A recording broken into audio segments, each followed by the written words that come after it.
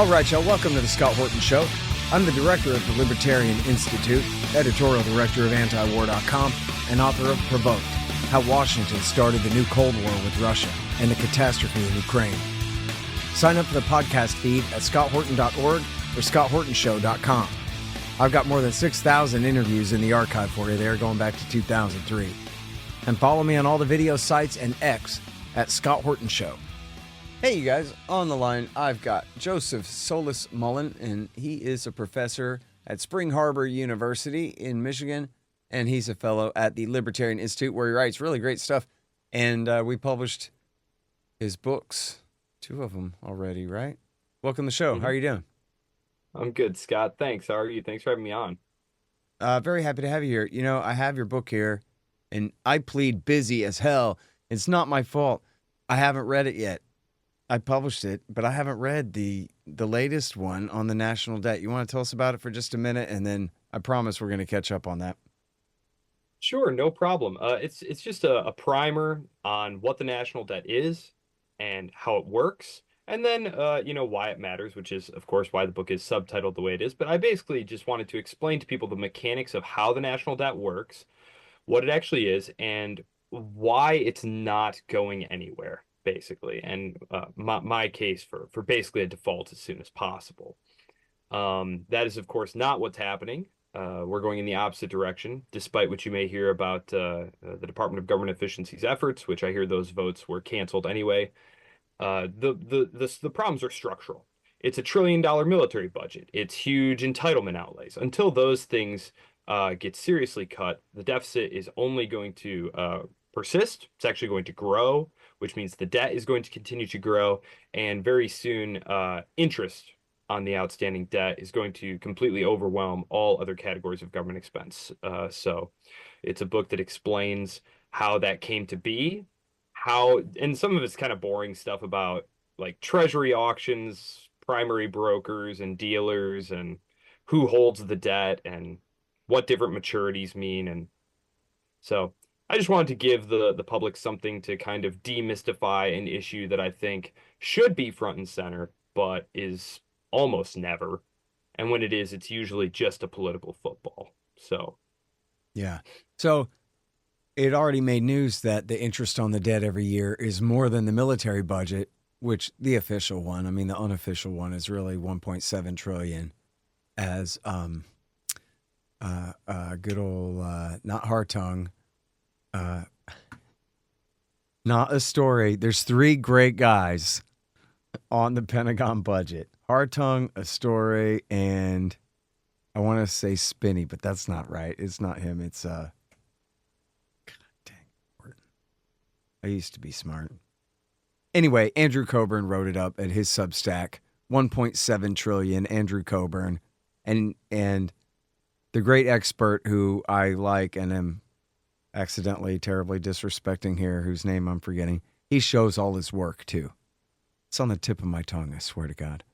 But he shows all of his work about all the money spent and, you know, the care and feeding of the nukes and the VA and all the other things in there that are involved. 1.7 trillion a year. But anyway, the official budget is right around $1 trillion, and the interest on the debt every year is more than that. And that is already absurdity and kind of raised alarms even among regular people in, you know, establishment media and government circles that, wow, that doesn't sound right. So how long will it be before it's the biggest portion of the budget? And is it at that point that everybody says, wait a minute, why do we have to do this? This is crazy. You got people slaving away to pay the income tax just to pay the interest on the debt. All the money you pay your whole life long just to pay the interest on the debt to some sovereign government bondholder somewhere. Seems to me like they ought to get screwed, those bondholders, man. Rather than the taxpayers. You make several great points. First of all, the actual military budget is closer to $2 trillion, but it won't be long. I mean, probably by the end of the decade. And a lot of this is one reason I don't like predicting the future is that it may turn out to be wrong. You know, anything could happen, but it is a reasonable forecast to say that $2 trillion deficits are going to continue to be the norm in Washington, that in fact they will probably grow slightly over the next decade. And if that happens, by 2035, it should easily be the single largest expenditure on behalf of the U.S. government. And I know you had Jeff Deist on several weeks ago, and he and I have long been in agreement that, of course, all those bondholders should get haircut. If you were lending the federal government money, of course you should be getting a haircut. The federal government has made no effort at all to keep its fiscal house in order. And if you are the whole, because I have a degree in financial economics as well. And I remember one of the first things they teach you in finance is that U.S. Treasuries are, for the purpose of portfolio construction, considered a risk-free asset, quote unquote, risk-free. Just look at how profligate the government is. They make no effort to have any sense of fiscal propriety. And so the whole system is based on this notion that the one thing that is risk-free is being managed by an entity that is completely profligate. So it's, imagine, buying the bonds of a corporation, even though they were just hemorrhaging money, not keeping their books right, and then they default and you take a haircut on your investment. Everyone would say that's reasonable. For some reason, when it comes to the government, people are like, oh my goodness, no way. And the thing is the U.S. government takes in plenty of money in tax revenue right now. So it's not as though people say, oh, well, the borrowing costs would shoot up. I don't care. I don't care if the borrowing costs shoot up. I don't want the government borrowing any money. I don't really want the government doing any taxing either, but like one thing at a time, I suppose. Wean them off the credit card, get them off the deficit spending. A default would raise interest rates tremendously on the U.S. Government, and that, in my opinion, would be great. It would force them to finance what they want to do via taxes, which is what they should have to do. But of course, this all goes back to fights in the 1890s when they were trying to build up a military and Congress didn't want to do it because they didn't want to go back to their constituents and say, I'm going to literally raise taxes on you. And so that's why the Federal Reserve was such a godsend, because now you could just tax them quietly through inflation. Right. So. All right. Well, two things. First of all, of course, Winslow Wheeler is the great expert whose name I was forgetting there. Very sorry about that. But everybody can look up Andrew Coburn's piece, Our Real National Security Budget, $2 trillion. Here we come. That's at Spoils of War, his Substack there. So there's and Winslow Wheeler shows his work. There's a PDF at the bottom of the thing that shows everything. So anyway, the real reason I have you on here is to find out whether all this is irrelevant, because we're all going to die in a thermonuclear war, because once India and Pakistan start nuking each other, then China's going to jump in, and then Donald Trump's going to start talking tough, and then America's going to fight a general nuclear war with Russia and China, and humanity will cease to exist. The giant insects and dinosaurs and stuff will come back. Potentially. So, what a great piece you wrote for us at the Institute. Why am I not surprised that you know so much about this? I mean, you're like a regular Eric Margulies here with your depth of knowledge, maybe even deeper on the historical stuff. The Kashmir powder keg. I don't know if you saw, but hilariously, Donald Trump said, well, they've been fighting over this stuff over there for 1,500 years. Like, well, since World War II, but whatever, man. Anyway, the Kashmir powder keg by you, Joseph Solis-Mullen at the Libertarian Institute. You go way back then, the end of the World Wars and, well, the last time around, and the British retreat from the greater Indian subcontinent. And then what happened? Go ahead, please take us through. Well, yeah, I think it might be helpful to kind of provide a little bit of the background here for people, simply because, yes, provide it's a true. lot of it. I like the whole story's great. So go ahead, take your time. Okay, I will. I'm just going to go through this then, because yes, you're right. It does. It starts after World War II because the British are going to leave India, and for reasons that I'm not going to get lost in the weeds here. Basically, the British India is going to be split into what I'm going to call two states. It's a little bit more complicated than that, but let's just stick with two states. One is Pakistan, one is India. Now, right up at the north, if you pull up a map or whatever your listeners are doing right now, if they're not driving, maybe they can pull up a map and see sort of the tip of India there.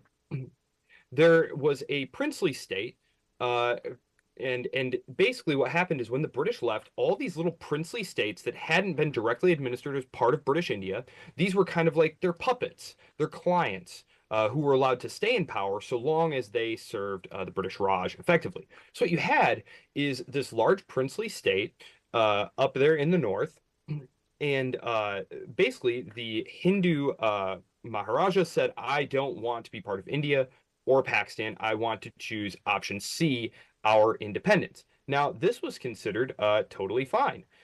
He signed an agreement with Pakistan to basically maintain the status quo. But what happens is that a Pashtun tribal militia, with the backing of Pakistan's army, very quickly, soon after, in 1947, so right after partition, which was terribly violent, around 1 million people get killed in the ethno-religious violence there. They invade Kashmir in an effort to force its accession to Pakistan. Because the thing is even though it was ruled by a Hindu prince, the population was and is largely Muslim. And so the idea here was Pakistan was for the Muslim population, India was for the Hindu population. I'm oversimplifying a little bit, but so faced with this invasion and with no military capacity to defend the state, Maharaja Hari Singh, he appeals to India for military assistance, and New Delhi agrees to defend him only after they formally accede to India. And so he signs an accession to India. And basically the deal is they get autonomy. So India is going to have the government in New Delhi is going to have control over defense, foreign affairs, but there's going to be basically local self-rule, right? And the major Muslim religious leader in Kashmir at the time was for this. He was the head of what was called the National Conference, and he supported this move. He was basically a secular leader who distrusted sort of the feudal tribal religious structure in Pakistan, and he thought that India's kind of secularist democratic path would be better aligned with his movement's goals and with development. And so he actually winds up getting appointed to head the interim government in Kashmir. One of the things that India pledged, though, as part of this deal, was that once peace was restored, the people of Jammu and Kashmir would be allowed to vote in a plebiscite to confirm the accession. This was never held, though. And the reason given was that Pakistan's military and proxies, they continued to control and occupy about a third of the area, and that continued to this day. They basically signed an agreement to end this war over this 47-48. India was in possession of two-thirds Jammu and Kashmir. That's the area that we're talking about today, the area that was attacked 2.5 weeks ago. So they control two-thirds of that former princely state, which is called today Jammu and Kashmir. And Pakistan occupies the other third, Azad Jammu. So that's basically what was going on there. There would be multiple conflicts over this, though. For example, in '65, there was the second Indo-Pakistan War, which basically started with Operation Gibraltar, which was basically the Pakistani military was helping to infiltrate fighters across the border of Kashmir, and so fighting broke out. This happened again in the 1990s during the Kargil War. So there's been repeated conflicts over this. And then, of course, India and Pakistan fought again when Bangladesh broke away. Not to overcomplicate this too much, but just to kind of make the listener understand why there's so much bad blood. Pakistan originally was two parts. There was East Pakistan and West Pakistan. So the state that we today call Pakistan, that was actually West Pakistan. And then on the other side of India, if you pull up a map, you'll see Bangladesh. That was East Pakistan. Well, there was basically an independence movement there, which the Indian state supported. And so that was all tied in the 1970-71 war. And so it's a little bit it's a little bit of a complicated history here, but no, they haven't been fighting over it for 1,500 years. And Nixon and Kissinger took Pakistan's side in that one, right? Do what? Nixon? Yeah, Nixon and Kissinger took Pakistan's side in that, right? They did. This was actually one of the many sort of shameful moments of post World War II American foreign policy. There was a genocide that was being carried out. Basically, when it looked like the independence movement was going to gain the upper hand on the government in East Pakistan, the military and paramilitary groups started killing hundreds of thousands of people. And at the time, Nixon and Kissinger's priority was to open with China to balance the Soviet Union, and Pakistan was the conduit by which they were doing that.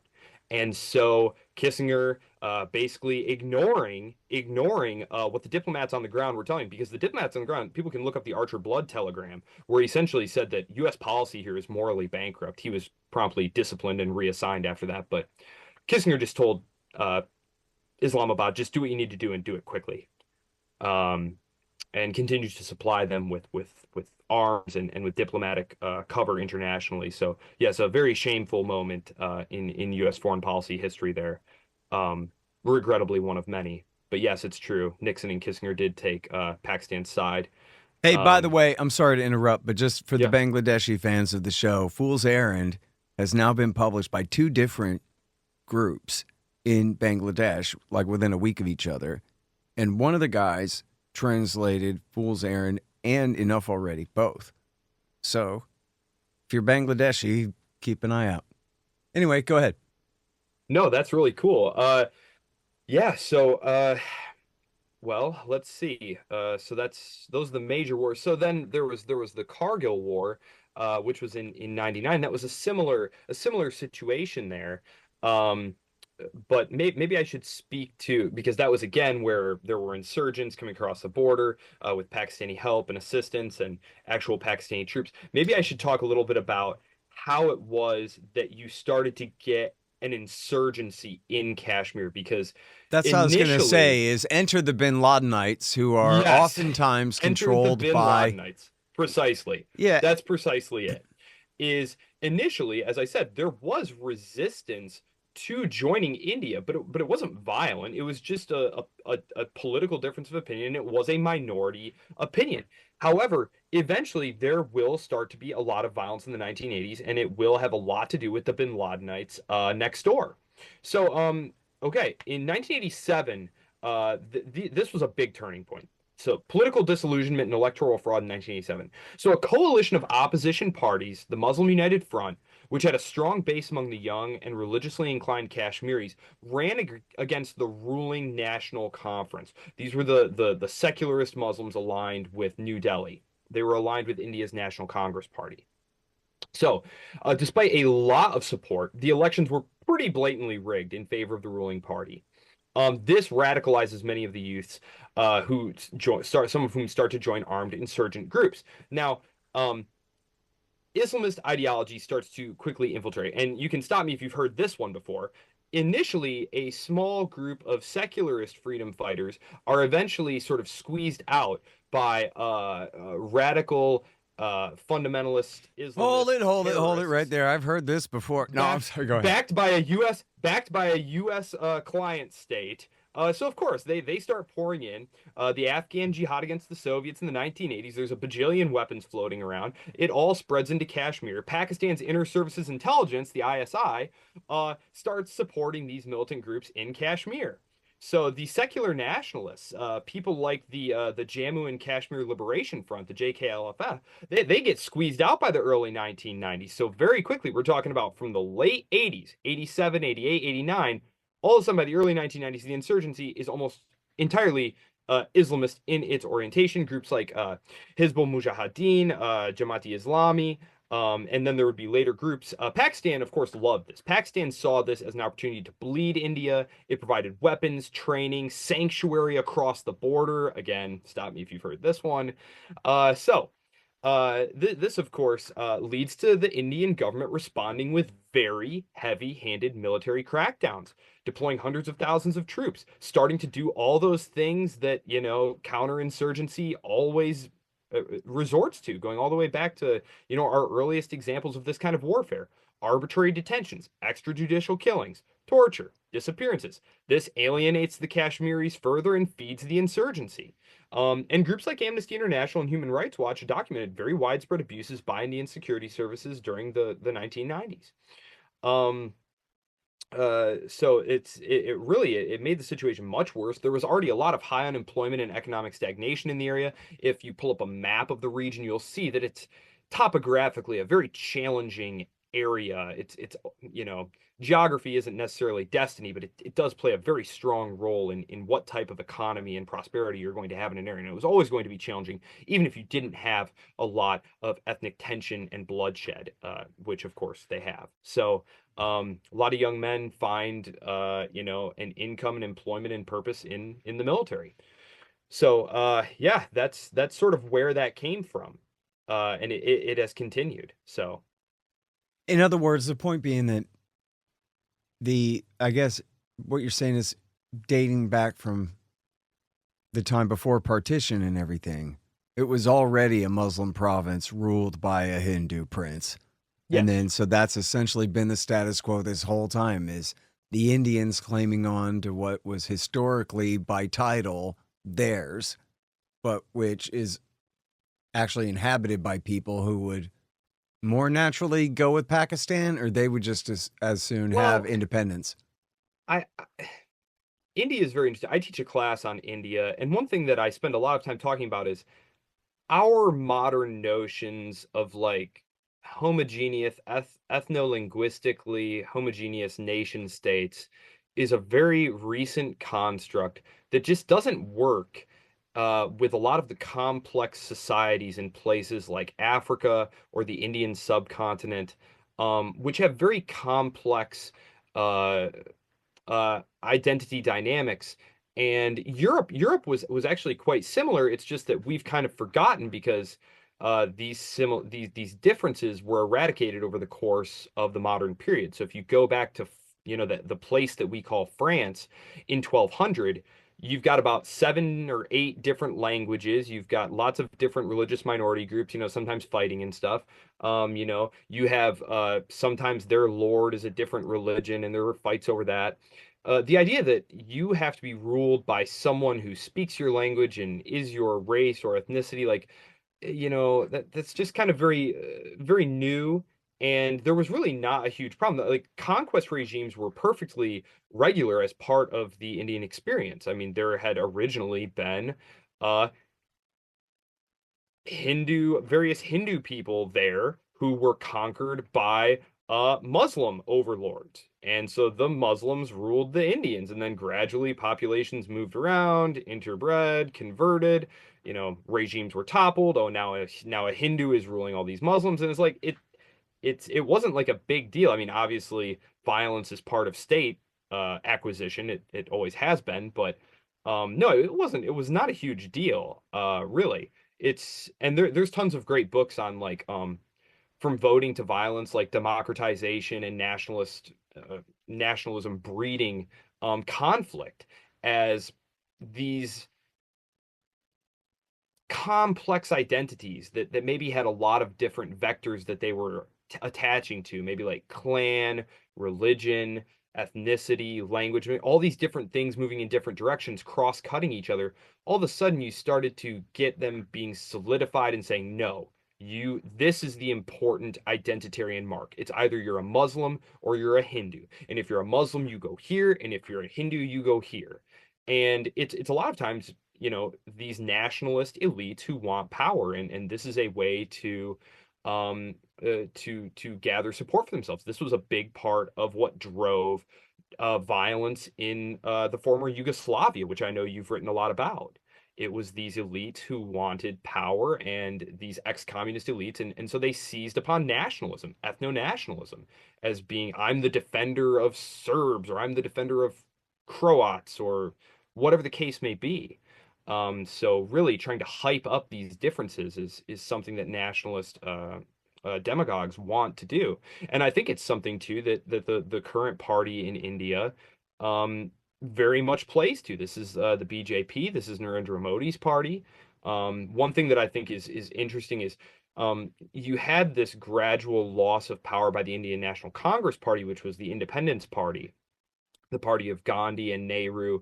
These were the ones who wanted more of a secularist, pluralist state, who didn't want it to be specifically a place for India for Hindus. In fact, it's a Hindu nationalist who murders Gandhi because he thinks that he is too accommodating to Muslims. Well, the party that is Hindutva, which is like the Hindu nationalists, that's the BJP, and that's the party that came to power with Narendra Modi. And there's been a real upsurge in violent clashes. And this isn't to pin all the blame on the Hindus or anything like that. As I said, it was the Pakistanis who invaded this area multiple times. But you know, and the other thing is, I know there's going to be listeners who are like, "Well, what about that? And what about this?" It's like, yes, of course, you can always point to, well, this was a retaliation for that, and that was a retaliation for that, and just keep going back, back, back, back, back, tit for tat. I'm just trying to paint with broad brushstrokes here so people have some sense of what's going on in this admittedly very complicated, multi-layered, and multi-decade conflict. Yeah. Hey guys, I've had a lot of great webmasters over the years, but the team at expanddesigns.com have by far been the most competent and reliable.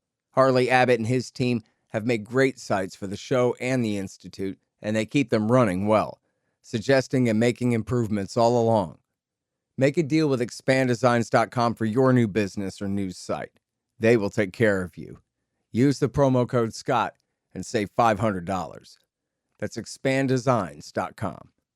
Man, I wish I was in school so I could drop out and sign up for Tom Woods' Liberty Classroom instead. Tom has done such a great job on putting together a classical curriculum for everyone from junior high schoolers on up through the postgraduate level. And it's all very reasonably priced. Just make sure you click through from the link in the right margin at scotthorton.org. Tom Woods' Liberty Classroom. Real history, real economics, real education. Hey, y'all, here's how you can support those who support this show and stay awake while you're doing things. Moondo's Artisan Coffees, moondosartisancoffees.com. Get it? Starbucks supports the war party. Moondo's is with us. And it's really good. Get the Scott Horton Show blend. Just click the link in the right-hand margin at scotthorton.org. All right, so recently, Pakistani, presumably Lashkar-e-Taiba, LET or similar group, launched an attack, killed some Indian tourists in Kashmir. Yeah. Correct? And then so the first big question is, did ISI do it? And then the second big question is, please explain the history of all of the attacks back and forth ever since then. I read there's a giant, they call it a dogfight, but they stayed on their side of the borders and just shot missiles at each other back and forth. These fighter bombers or fighter jets. So anyway, go ahead and tackle all that, please. Yeah. So, yes, there have been numerous attacks. Lashkar-e-Taiba, as you said, this was founded in Pakistan. It's involved in a lot of cross-border terror, going all the way back to the late 1990s.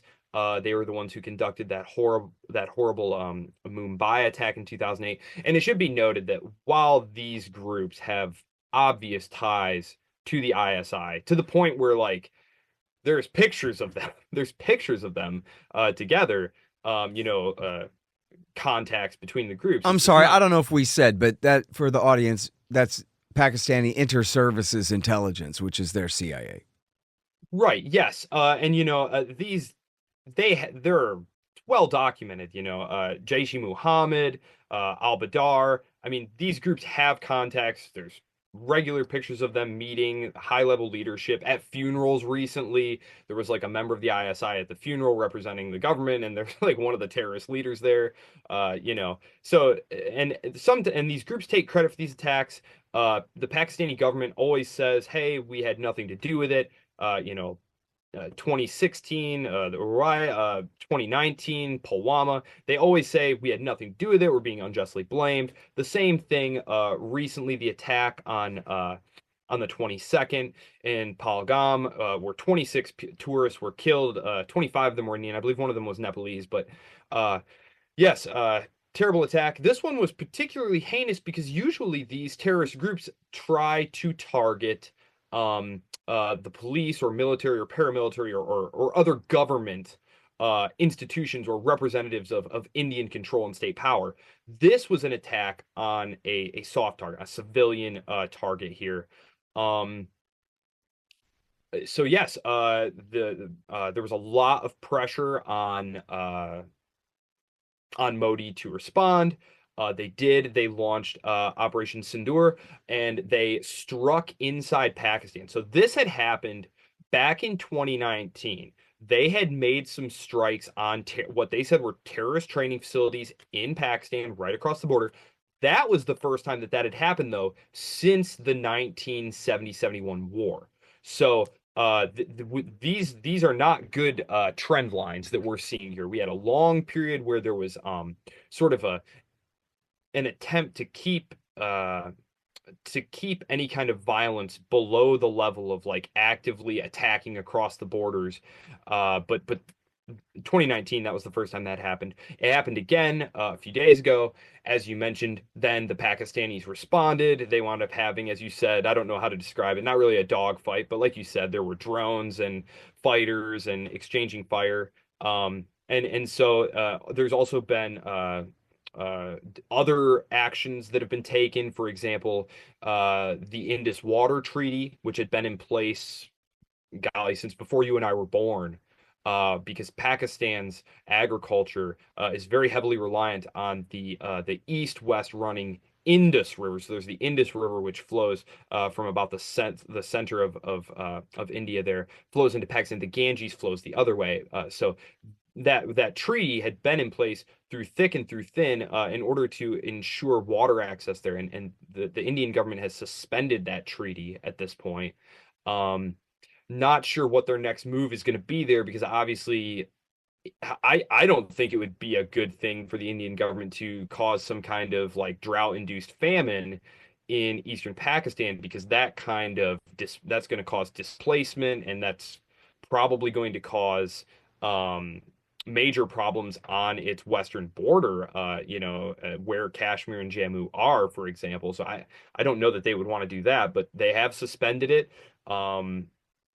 India has said that if Pakistan continues to respond, then they're going to respond back. And it just doesn't seem like there's anyone who's going to have good leverage to try and settle this thing down. China obviously doesn't really want a war between the two of them, but they love the two of them at each other's throats, obviously. Washington has very, very minimal leverage there. And JD Vance has said, and I don't know if this is the administration's official policy or not. Donald Trump said something about Marco Rubio is looking into it or something. But JD Vance said, "Yeah, we have nothing to do with it. It's not our problem." So it's a very dangerous situation. Anytime I'm asked about where in the world am I most concerned about, I almost always reach for India, Pakistan, simply because they hate each other so much, and there's so much bad blood, and there have been so many incidents of the conflict going hot. I mean, if you pull up a list of like India, Pakistan, wars, armed conflicts, I mean, you're going to get like 20 or 30 of them. I mean, that's like one every several years since the states were created.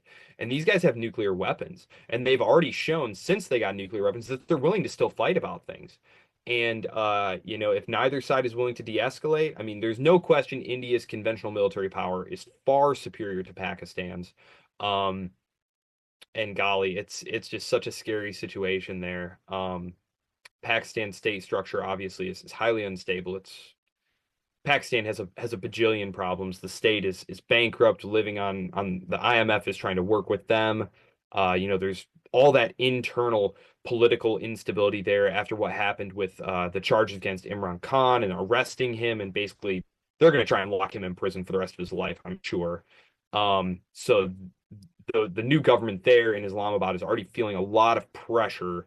And of course, Modi is under a lot of pressure to be strong as well. Yeah, so let's talk about that. There's so much here, but so let's focus on the domestic politics. But first of all, in Pakistan, help me, because I think I didn't dream this. I saw some headlines, but I didn't read it. I think I must have closed the tab or something. But there was some new news, wasn't there, Joseph, about America's role in ousting Imran Khan? Oh, that was, yeah, that was it Dave DeCamp who reported that for us, or was it Kyle? Yeah, I remember reading that when that happened. I mean, it was so obvious, right? Even when it happened, you knew that Washington had at least been consulted, and you're never going to you're never going to in today's world, I don't think, get Washington saying, go ahead and overthrow that guy. They're going to subtly signal that, if steps need to be taken to secure something, that's going to be fine. They're going to look to make sure that Washington isn't going to be too terribly upset about that. But yeah, Washington was not pleased with Imran Khan, and we're very pleased to see him go. And then the lawfare came out. It started with they said that he had been improperly accepting gifts, and so that was 3 years. And then once he was in prison, they cooked up this oh, what did they say? It was like state. I'd have to look it up. It was like he was sharing state secrets or something. So they slapped another 10 years on him, and then and then they filed to incite after he. Do you remember he got kidnapped? Basically, he had been arrested and had to stand trial, and a bunch of military forces like broke in and kidnapped him. I think this was back in like 2023, if my memory serves. And so his supporters, because he was a very popular leader, his supporters started rioting and attacking places, and so he was accused of inciting that. And so, like I said, they're probably going to lock him up for the rest of his life. So that's what happened there. Yeah. And then was that just because he had been so strident in refusing to allow an American drone base there for killing Afghans with? Oh yeah, he was not compliant enough with the United States. The United States has a very close relationship with the Pakistani military, and for those of you who don't know this, there's a coup in Pakistan about every 10 years. The military just steps in and takes over. The civilian government is very weak. It's basically the military runs the place, and they have a very close relationship with the United States going back a long way. And so anyone who's not going to play ball with the United States' security priorities in that region is always going to be playing with fire there. I'm not saying that they're entirely compliant with what Washington wants, but it's more going to be stuff like what was going on in Afghanistan. Well, and I think you say in your article that, I mean, this has made the overall political situation in Pakistan that much less stable. Here they are facing the Indians, and I learned, I can't remember what it stands for anymore, but I tripped out when I learned that Pakistan is actually an acronym for Punjab and this and that and Balochistan, where it's like it's 4 or 5 major regions forcibly held together and with a nuclear stockpile, and including the federally administered tribal territories where the Tariqi Taliban rules, and there's kooks everywhere. Yeah. There's separatist groups to the south. There's regular attacks there. You hear about those in the news sometimes because they tend to attack like Chinese infrastructure projects down there. Yeah, it's a mess. I mean, all states are like kind of fake, right? Like they're lines on a map that were drawn, but Pakistan is super fake. And yeah, it's held together entirely by force, and it's wildly unstable. And then, by the way, and people never talk about this, but they should. You heard it here. You can go look it up. But the CIA sat there and watched as A.Q. Khan stole all his weapons designs from, oh man, I'm sorry, I forget the name of the company now, in Belgium. And they watched him walk out of there. Well, let's see where he goes with it. Well, he ends up proliferating this technology. First of all, founding Pakistan's nuclear weapons program, and then proliferating the technology to Iran, Libya, and North Korea. Although I don't think the North Koreans did much with what they got from him, nor did the Libyans. The Iranians sure did. I mean, their original centrifuge program was based on A.Q. Khan stuff that they got from Pakistan on the black market. And then the Reagan administration looked the other way when they were developing the atom bomb in the 80s, because they're helping us fight the Mujahideen war against the Soviet Union in Afghanistan next door. And then I don't know the exact timeline on India's nuclear weapons program, if they were ahead or behind Pakistan on that. But it was almost being developed in parallel. The Indians started first, But the Pakistanis were always right there. In fact, I believe they conducted their nuclear tests in the same year. Yeah, they did in 1998, and nobody cared because it was the same week as the flop of a finale of the Jerry Seinfeld show. But meanwhile, India and Pakistan were testing their nuclear bombs. And I'll never forget this one Pakistani general telling the TV camera, "You tell those Indians we're not afraid of their atom bombs." You know, like being macho about it has anything to do with whether an atom bomb can kill you or not. No, it's scary. And again, the United States, oh boy. It's so funny because on the one hand, I'm like, yes, don't do anything. Just stop doing stuff. Because everything you do backfires, makes things worse. But I am tempted to say, please put forth some diplomatic effort here. Like, stop arming and funding proxy forces all over the world. Stop doing that. But for heaven's sake, like diplomatically, please try to facilitate conversations. In a number of these incidents, it was the United States that stepped in and played the role of mediator. It's hard to say just how much purchase they would have here. And again, maybe purchase isn't the right word. Like, I don't necessarily mean that Washington should try to force them to do anything, but just bringing them together, trying to help them de-escalate, find off ramps for them, basically. Because you and I have had many conversations where we are of the opinion, public choice theory, baby, foreign policy is largely a function of domestic policy. You have got to give these leaders off ramps that are going to keep them secure in their power domestically. They're never going to make a decision that compromises themselves politically, because history is littered with people who did that and then lost power at home. Yeah. So that's absolutely critical. I don't know. I didn't go to college, so I don't know like how much value they put on face in their little algorithm. But yeah, these guys aren't going to back down in a way that doesn't still make them look like the tough guy who won somehow, or got at least half of what they wanted.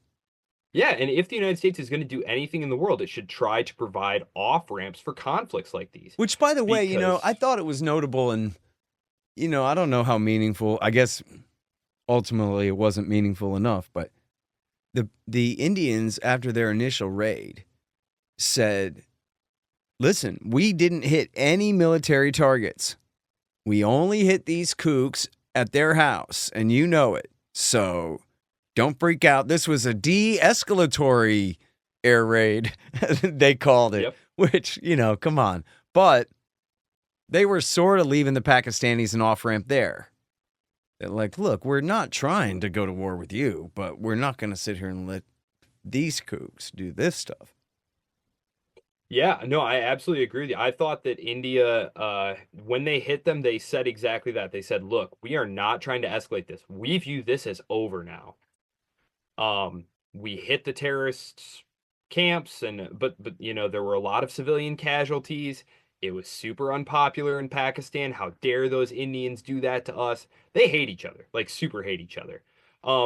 And I hate speaking about people in generalities because, you go out in the world and you meet this person and that person, and there's just a diversity of opinions. But speaking in terms of generalities, Indians and Pakistanis just don't like each other at all and are very suspicious of each other. And there's been a lot of fighting and killing, and there's a lot of nationalist propaganda on either side, part of which is put out by the regime, by the state media, because having someone that your population hates and fears nearby helps solidify the state in its power.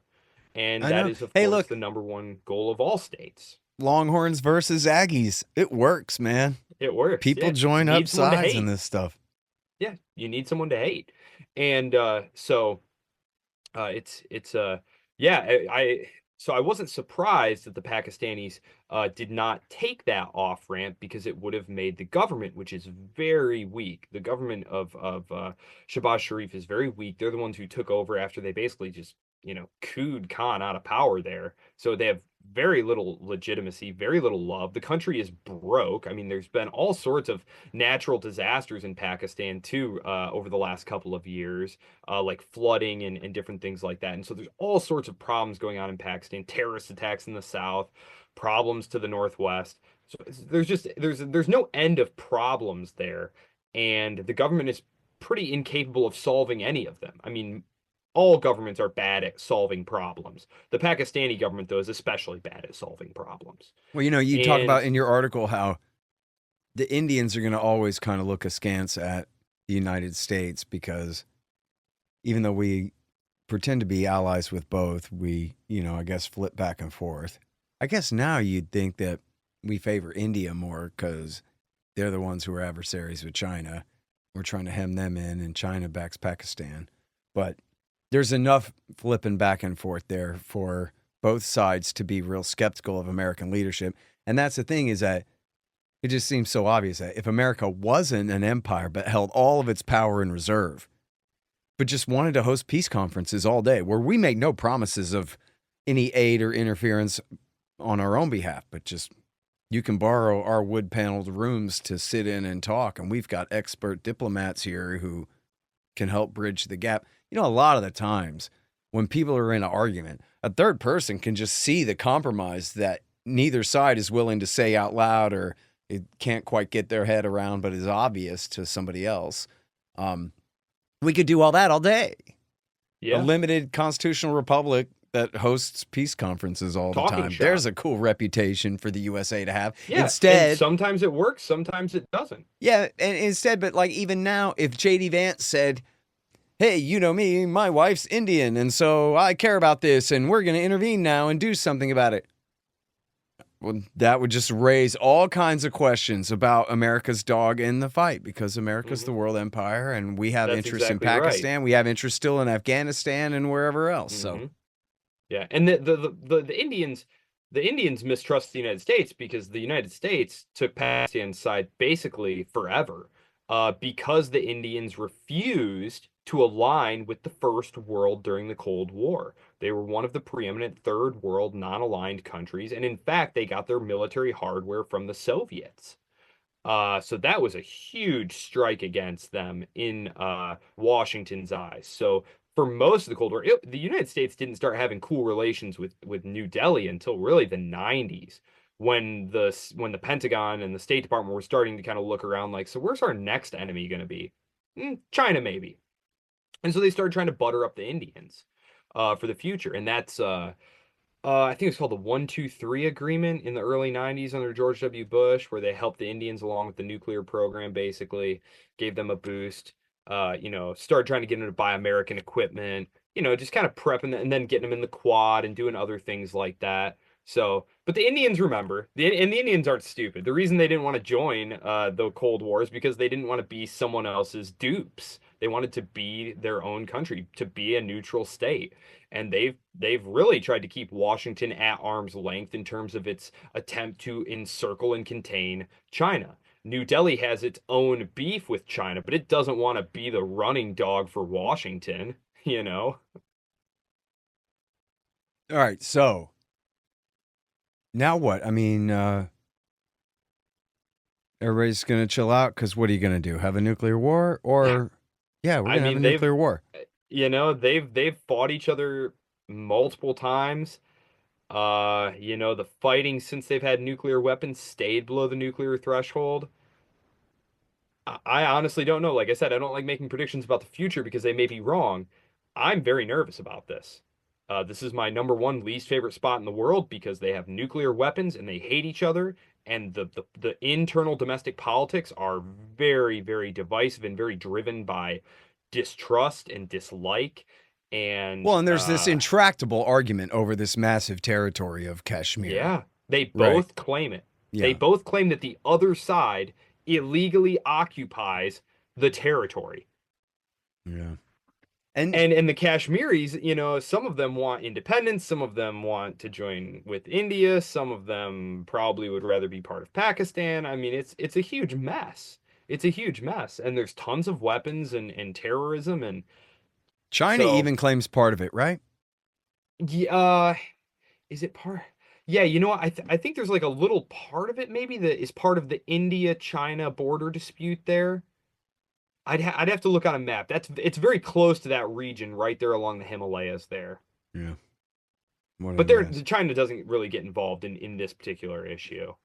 And now I'm sorry for keeping you over time here, but so um you talked about how, the government in Pakistan is really weak. They might need a war to shore things up, war being the health of the state and all, unless you get nuked off the face of the earth, then you're not so much. But so what about Modi? He's a pretty strong man in power in India. He could afford to leave it at that in a way that maybe is more difficult for the Pakistanis. Is that a proper reading on it? Oh, But I think that he is a very right wing nationalist kind of a guy, so he might just want to escalate anyway, or what? that's the thing is, so you're absolutely right. Modi is by far the stronger ruler between the two. It's not even close. Um, that being said, you're also right that he is a very hardcore Hindu nationalist. It was actually him who revoked the autonomous status or semi-autonomous status of Jammu and Kashmir back in 2019 after he won that last election and had that nice mandate. He revoked Article 370, which his supporters would say was like, oh, of course he could do that. But like I've pretty much every legal scholar who I've read who's familiar with the matter says that no, that was extra constitutional, unconstitutional. He couldn't do that. So basically, they took away Jammu and Kashmir's right to make its own laws locally, and that they're now governed by the actual constitution out of New Delhi, and that they're basically just one of the states of India now. So he has come. He's very much the strong Hindu nationalist. Yes, he has the political capital that he could take a hit and back down here. I just don't know that he would want to. I don't think ideologically he has any interest in that. I think he views India as being completely in the right. They were attacked once again. Again, like this is not to like pick sides. I'm standing here trying to call balls and strikes. It's Right. not the Indian terrorists sneaking into Pakistani controlled areas and blowing stuff up. That's not what's happening. Shooting up people. That's not what's happening. It is Pakistani backed militants with relationships with the ISI who are coming into Indian controlled territory Yeah. and blowing stuff up and shooting people up and attacking territory that's controlled by the Indian government. And so, you know, I just don't know that he's going to want to, honestly. It's obviously very nerve-wracking with both of them having nuclear weapons. Uh, but you're right. I don't think the Pakistani government has the clout to back down. I mean, the military could just step in and take power if the civilian government got into trouble. They've done that time and time again. Modi, like you said, Modi could take the hit. Does he want to? Probably not. I mean, no political leader likes to, and certainly not. I mean, just imagine after 9/11 if George W. Bush had, said, we're not gonna, Well, I mean, he you got know, his licks in, right? yeah, he did get his licks in. It's just ideologically, though, like he really wants that incorporated in there. He wants the violence to stop. Um, golly, it's a tough one. I don't know. I All don't know. right. I think you're absolutely right. He could be the one to do it. I don't think he wants a war, over there. I mean, that's going to be very destabilizing to the region. It's going to cost a lot of money. It's going to derail economic activity over there. So, Has there been any news about what the Chi-Coms are saying here? oh, they want de-escalation. I mean, the Chinese are actually like super content with Are this. they Like, they don't engaging in want, any diplomacy at all? Or no. not really. I mean, they're, just the standard stuff. I mean, and India is not going to let them broker the agreement. Right. Honestly, the power that would be in the best position to play peacemaker here would probably be the Russians, honestly.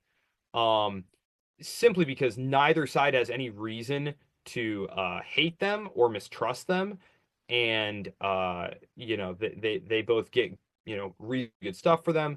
But yeah, China's not going to be acceptable. Washington's probably not going to be acceptable. Um, so yeah, and like I said, Well, China is Lavrov's cool, basically but competent, but he's also very busy, you know. yeah. I mean, and the Russians are very, and that's not going to happen anyway. Washington would probably try to prevent Moscow from doing anything to defuse the crisis because that would, we don't let anyone do anything, right? Just like when Washington threw a huge fit because Beijing was trying to get the Iranians and the Saudis together to get along, right? And Washington was like, hey, Stop doing that. Yeah, we need that civil war to continue. Yeah. All right. Only Washington is allowed to, do that kind of stuff in Washington's eyes. So, yeah, it's a bad situation, and gosh, I really wish that there could be some better coordination among the powers to, again, just try and facilitate an off ramp for these powers to just buy time, because these are pretty intractable problems. If you read the article, if you read into the history, like there's no obvious solution to this problem at all. It's just kind of going to be there, and the best that can happen is for the water to stay below the boiling point, and that requires some restraint. That requires requires the courage to make political decisions that are maybe not the easy ones. So, yeah. All right, man. Well, I'll let you go. If we don't all die in a thermonuclear war, wouldn't that be funny if there was a thermonuclear war and it didn't start in the Holy Land or even in Russia, Ukraine, but it all just started here, and then China jumped in, and then America and Russia, and then God, I wonder about all the South Americans and everybody else who'd starve from the nuclear winter, Anyway, that's what's on my mind. Joseph Solis-Mullen, he is the author of The Fake China Threat, published by the Libertarian Institute, and The National Debt and You, also published by the Libertarian Institute. And he is a fellow at the Libertarian Institute and writes there very regularly. This article is called The Kashmir Powder Keg at libertarianinstitute.org. Thank you very much again for your time, dude. thank you, Scott. And hey, everybody, sign up for my Substack at scotthortonshow.com. And paid subscribers get the audiobook of Provoked. I'm publishing it in pieces there. Thanks for listening to The Scott Horton Show, which can be heard on APS Radio News at scotthorton.org, scotthortonshow.com, and the Libertarian Institute at libertarianinstitute.org.